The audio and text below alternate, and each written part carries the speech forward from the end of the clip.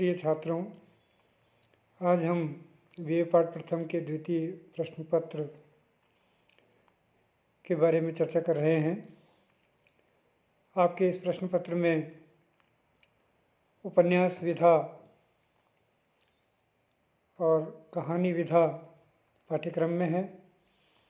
तो उपन्यास विधा के अंतर्गत आंचलिक उपन्यास किसे कहते हैं, ये कैसे होते हैं और प्रसिद्ध आंचलिक उपन्यास कौन कौन से हैं, इनके बारे में एक संक्षिप्त जानकारी आपको देने जा रहे हैं। सर्वप्रथम आंचलिक उपन्यास वे उपन्यास हैं जो किसी अंचल विशेष या कहें क्षेत्र विशेष को आधार बनाकर लिखे जाते हैं। ऐसे उपन्यास जिसमें किसी अंचल विशेष के रीति रिवाज, रहन सहन और खान पान को दृष्टिगत रखते हुए, उनको अपनाते हुए और आंचलिक भाषा का प्रयोग करते हुए लिखा जाता है। ऐसे उपन्यास में रीति रिवाज, रहन सहन, खान पान, भाषा, इनके साथ साथ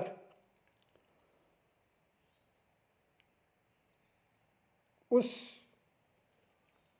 समय विशेष की सामाजिक परंपराओं को भी आधार बना करके ये उपन्यास लिखे जाते रहे हैं। तो ऐसे उपन्यासों को हम आंचलिक उपन्यासों की श्रेणी में रखते हैं, या यूँ कहें कि ऐसे उपन्यासों को हम आंचलिक उपन्यास कहते हैं।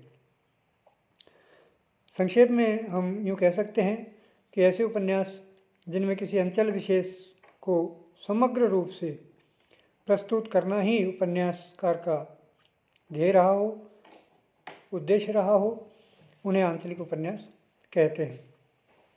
आंचलिक उपन्यासकारों में फणीश्वर नाथ रेणु का नाम विशेष रूप से उल्लेखनीय है। रेणु के बेला आंचल, परती परिकथा जैसे श्रेष्ठ आंचलिक उपन्यास माने जाते हैं। इनके अलावा शिव प्रसाद सिंह हैं, उनके भी कुछ उपन्यास आंचलिकता से उत्प्रोत है। शिव प्रसाद सिंह के उपन्यासों में आंचलिकता आरोपित नहीं है, बल्कि वो कथा के अंदर से ही समाहित प्रतीत होती है। उनका अलग अलग वैतरणी ग्रामीण अंचल पर आधारित उपन्यास है, और बहती गंगा भी आंचलिक उपन्यास है। ये बहती गंगा शिव प्रसाद मिश्र का उपन्यास है, ये भी आंचलिक उपन्यास है।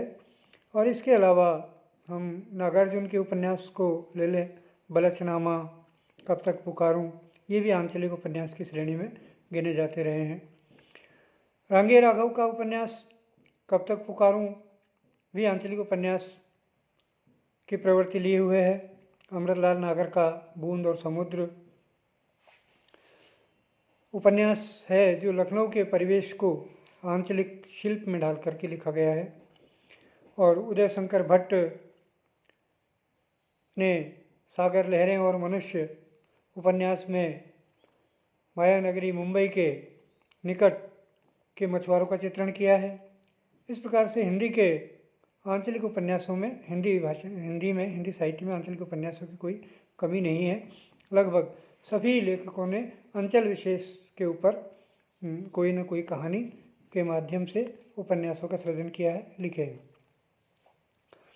हिमांशु श्रीवास्तव के लोहे के पंख, नींद फिर बढ़ चली जैसे उपन्यास भी आंचलिकता की श्रेणी में रखे जाते हैं।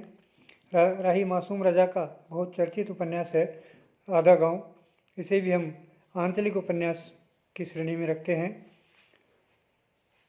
हिंदी में सशक्त आंचलिक उपन्यास में डॉक्टर रामदरस मिश्र का उपन्यास जल टूटता हुआ है, और पानी की प्राचीर भी प्रसिद्ध उपन्यास है।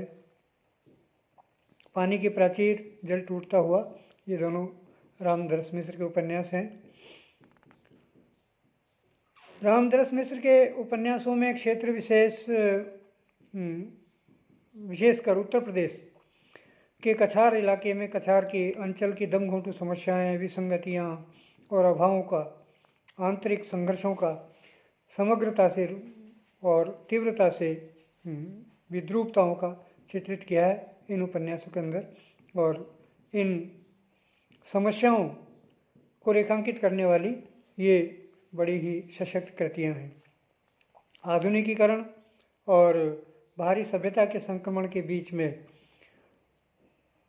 निरंतर बदलते रहे गाँव के वातावरण, वहाँ का विविध आयामों को इन उपन्यासों में चित्रित किया है, उद्घाटित किया है।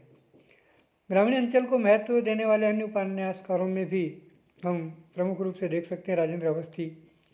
इन्होंने जंगल के फूल, जाने कितनी आँखें, वीवी राय का बबूल, उदयराज सिंह का अंधेरे के विरुद्ध, सच्चिदानंद धूमकेतु की माटी की महक, ये उपन्यास भी विशेष रूप से उल्लेखनीय है। तो संक्षेप में हम कहते हैं कि किसी भी ग्रामीण या शहरी या किसी भी परिवेश विशेष की मूलभूत आवश्यकताओं, समस्याओं को रेखांकित करने वाले, चित्रित करने वाले, वहाँ उस वातावरण को, संपूर्ण वातावरण को, उस परिवेश के संपूर्ण वातावरण को चित्रित करने वाले जो उपन्यास लिखे गए हैं उन्हें हम आंचलिक उपन्यास कहते हैं। और ये प्रमुख प्रमुख उपन्यास हैं जो हमने आपको बताए हैं। आपके पाठ्यक्रम में ये इनमें से कुछ उपन्यास हैं आपके पाठ्यक्रम में जिनको आप पढ़ेंगे, देखेंगे। रेणुका उपन्यास है, तो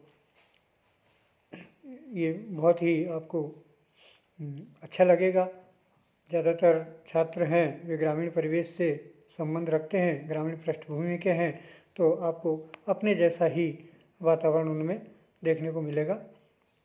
धन्यवाद।